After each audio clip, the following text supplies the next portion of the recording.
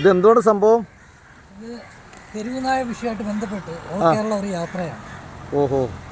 മഞ്ചേശ്വരത്ത് തുടങ്ങിയ യാത്രയാണ്. 46 ദിവസമാണ്.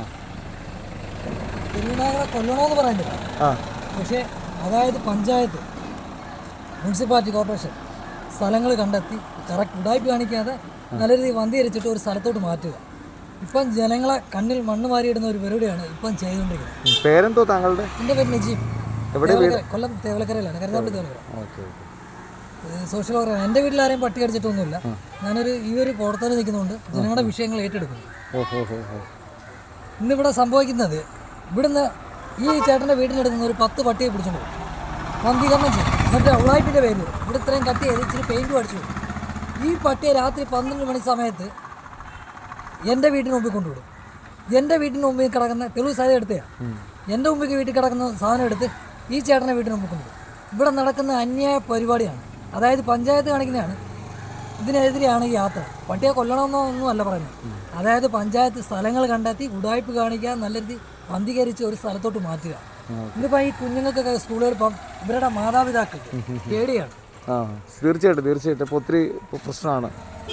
പേടിച്ചിട്ട് മിക്കവാറും കുഞ്ഞുങ്ങളെ സ്കൂളുകളിൽ പറഞ്ഞു വിടാത്ത ദിവസങ്ങൾ വരെ ഉണ്ട്. എൻ്റെ അനുഭവത്തിലാണ് പറയുന്നത്. അതുകൊണ്ട് ബൈക്ക് യാത്രക്കാർ നമ്മൾ ബൈക്ക് ക്യാൻസർ ഇൻഷുറും ഒക്കെ കൊടുത്ത് നമ്മൾ റോഡുകളിൽ ഇറക്കുന്നതാണ്. ഇത് നമ്മുടെ പെരയുടെ 4 സൈഡിൽ ഓടിക്കാൻ പറ്റത്തില്ലല്ലോ, നമ്മൾ റോഡിൽ ഇറക്കേണ്ടതാണ്. ഇതിൽ എത്ര പേര് റോഡുകളിൽ മരിച്ചു വീഴുന്നുണ്ട്, അല്ലെങ്കിൽ കൈയും കാലും ഓടിഞ്ഞ് കിടപ്പുണ്ട്. അതുകൊണ്ട് എൻ്റെ അറിവിൽ ഇപ്പം 4 പേരാണ് അബോധാവസ്ഥ കിടക്കുന്നത് 4 വർഷമായിട്ട്. ആരെങ്കിലും അപകടത്തിൽപ്പെടുമ്പം അല്ലെങ്കിൽ ഒരാൾ മരിച്ചു കഴിയുമ്പോൾ ഈ ബന്ധപ്പെട്ട അധികാരികൾ വരും. എന്തിനാ അറിയാം? ഉടായ്പ കണ്ണീരുമായിട്ട് കുറേ റീത്തും പിന്നെ ഇതുമായിട്ട് വരും.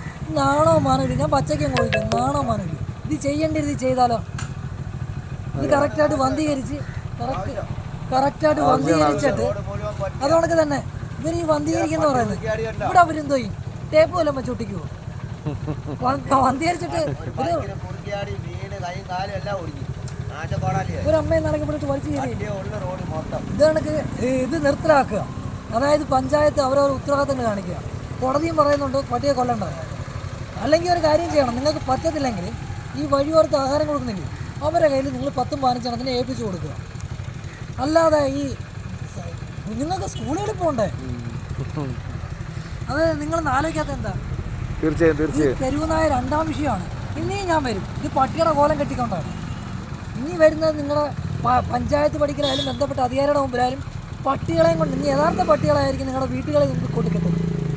ലോഡ് കണക്കിന് ആൾക്കാരെ കൂട്ടി പിരിവെങ്കിലും എടുത്ത്, ഒരു ബക്കറ്റ് പിരിവെങ്കിലും എടുത്ത് ആൾക്കാരെ നിന്ന് പിരിവെങ്കിലും എടുത്തിട്ട് നിങ്ങളുടെയൊക്കെ വീട്ടിൻ്റെ പടിക്കെ കൊണ്ടിടാൻ അറിയാം. അത് ചെയ്യിക്കാതിരിക്കുക.